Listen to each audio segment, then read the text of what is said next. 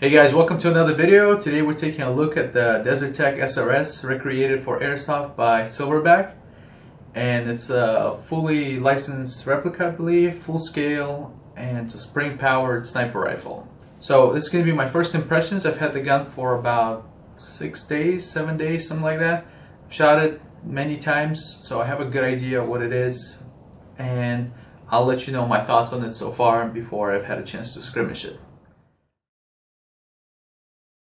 I didn't want to start off with an unboxing video because there's a good one out there already, which I'll link to in the description if you want to see how it comes. But I'll tell you, the gun comes in pieces. It's not assembled. Primarily you have the bolt out of the gun, the barrel is out of the gun as well, the butt pad's off, magazine's obviously out. And I've already since then added a few accessories, including a scope, a riser, a vertical foregrip here, and a Mobius camera mount for when I get out on the field and record. And I've also had my orange flash hider just fell off somehow, must have been gravity, so I've replaced it with this alternate one that comes in the box. I actually got two of them for some reason. I don't think that's intentional, but this is the proper look for it, and it's already on the gun. And you also get 3 rail pieces, one I also have installed on here as well, some grease, all the Allen screws you need, a few more of these butt plates, which actually it usually comes with 3 of them on. I've got it down to just back one. For me, it's easier to work the gun with less padding here. You might find it differently, so there's an option on this gun to extend the length of pull, I guess. And it also comes with a really good manual. It's really clear and really helps, especially with the Hopup adjustment, because it's a kind of unique system to most other guns. The one part I like about these rails is that they screw right into the handguard here. It's pre-tapped in a few different spots, so when you find the place you want to put the rail, just get the screws that are included, screw it in, and you're done. It's not like some rails where you have to fish a piece behind here to hook into.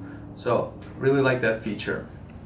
Primarily I want to talk about the operation of this gun. It's very unusual from anything out there, and I had a couple sniper gameplay videos and I wasn't loving the HPA tap setup I had. Not only was I getting poor results from it, having the tank and the hose attached to a mag is just so annoying. So I want to go with a spring rifle, and I was contemplating getting the VSR-10, but when I saw this thing, I made it on my list just how cool it looks, and it is a spring gun, and it's a bullpup, so it's really short. So as it became available, I jumped on the wagon, pre-ordered it, and got it pretty much as soon as it was available in the States. It might be one of the first ones in the States that's not available as a sample or something like that. That's a consumer commercial bought from a store.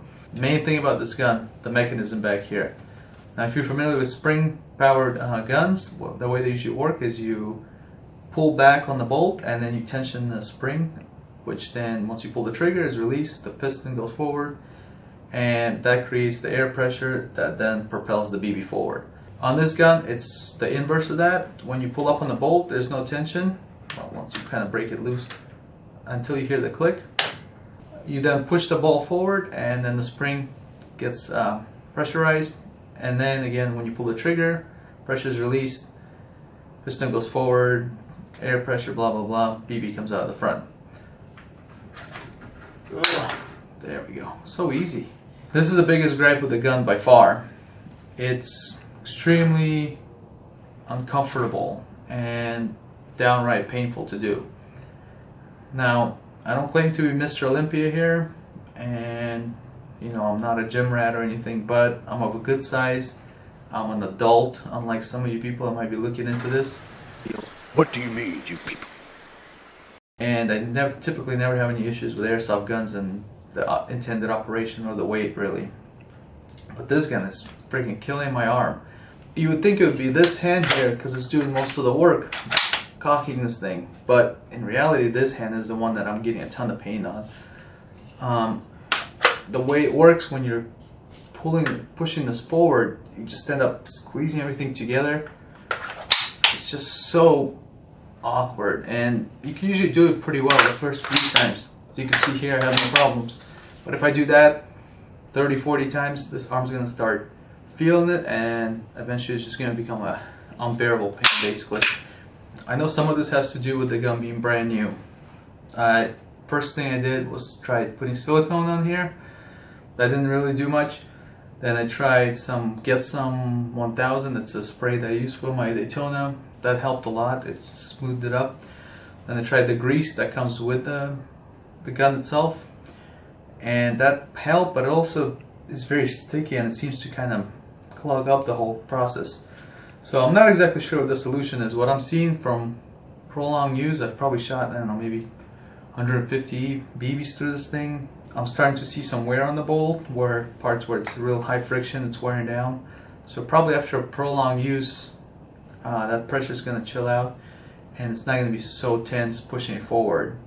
Now, most of the pressure happens on the end of the pull, as you would imagine, and when you are cocking this thing, you have to do a one swift motion. Don't do this, stop, and then if you can't get it down, you go back. You're going to get a double feet, and it's basically a useless shot. You want to just empty it out at that point. If you knew you came forward, went back, forward again, double feet, it's useless. Clear it out, try it again.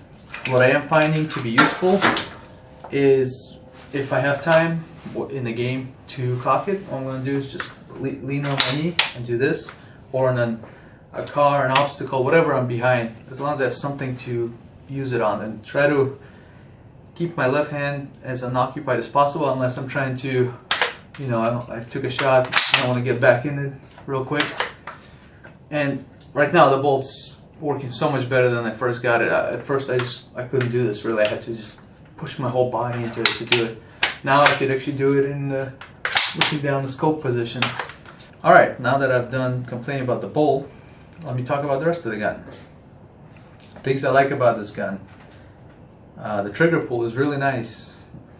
A typical complaint of bullpups is that it's a bad trigger because you're linking from here to here, which you are. You can see once it's pushed forward, there's a little moving sear here that the trigger pulls down on that releases the whole mechanism. But it's a really nice crisp break. The trigger is adjustable, so you could adjust how easy or how hard it is to release that sear, and you could even adjust the position of the trigger and the trigger guard, which is nice. I tend to like it in this original setup, so I'm just leaving everything alone for now.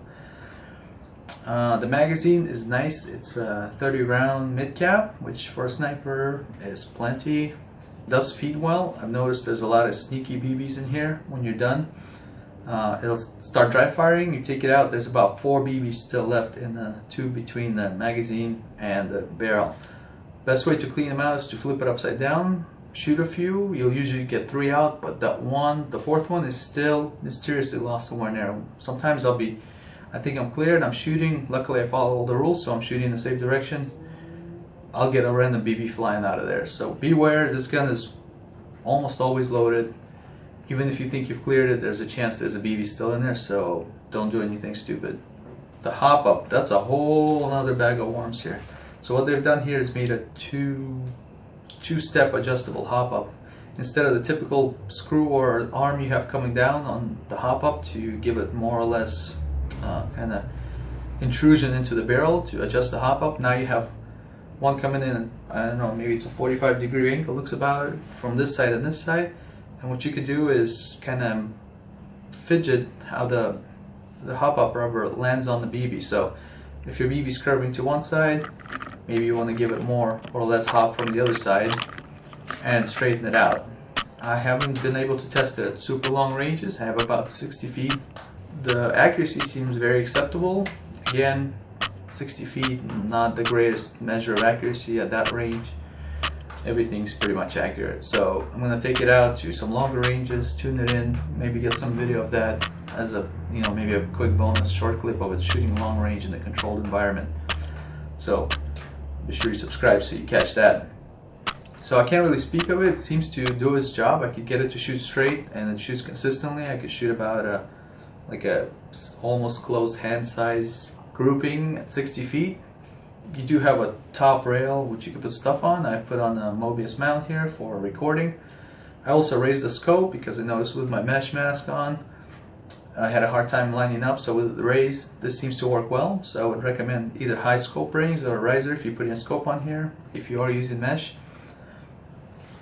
Up front here I have the, I don't know what this thing's called. What you do to release it is there's 2 buttons here you press, and the legs pop out, and when you let go it's now open.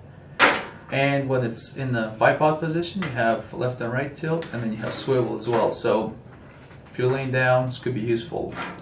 I wanted a bipod on this gun, but I knew it wasn't going to be much use. The grip is definitely better use because it tends to help you when pulling the bolt.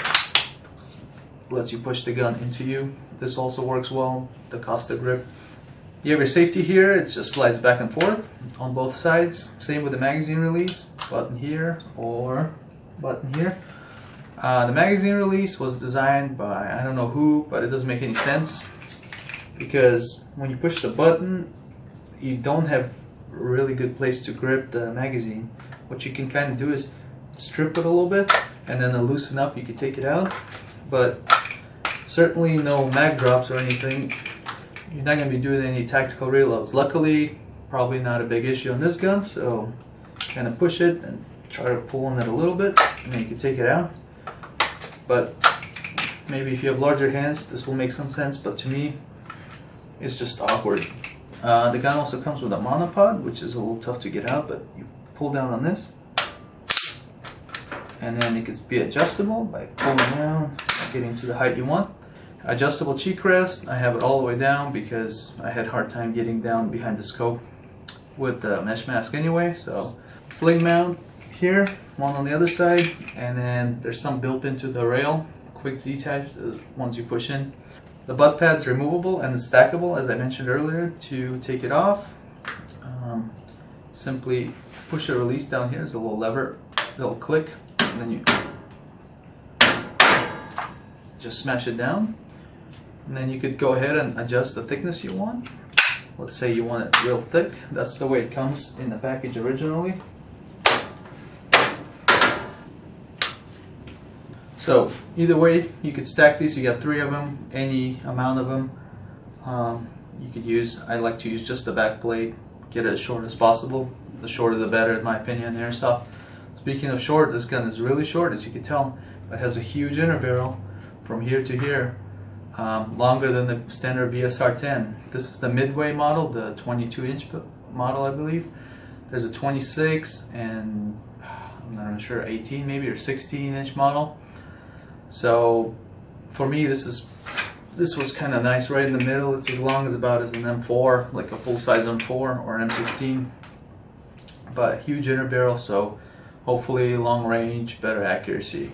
The gun shoots about 440 feet to 430 right out of the box, which is really good for a sniper because most field that allow bolt action rifles will have a 450 limit at least. Some have up to 550, but you want to be on that safer side of 450. Now this gun is upgradable with AEG parts. That includes the inner barrel, I think the bucking, the spring in here. So if you wanted to turn it up to 550, something like that, you could do it. My concern is with that tougher spring, it's going to be just impossible to cock. Unless you're like Dwayne "The Rock" Johnson, it's going to be a nightmare. And so far, I'm kind of torn on this gun. I like the aesthetics, I like the build quality. It seems solid considering the spring it's pulling here and the force it's dumping it with. Everything seems very well thought out. It's just maybe it requires a break-in period, or maybe this part requires upgrades or some polishing or sanding or something, but it's coming around. Stay tuned. I'll probably update this project as it goes on. I've already customized it a little bit, so kind of gives you an idea of how I'm going to run it. Let me know if you guys have any questions down below. Ask them. I'll answer the best I can. But for now, thanks for watching. Make sure you stay tuned because there will be a gameplay with this gun regardless of where it ends up. And subscribe, like, all that good stuff. Thanks for watching. I'll see you on the next one.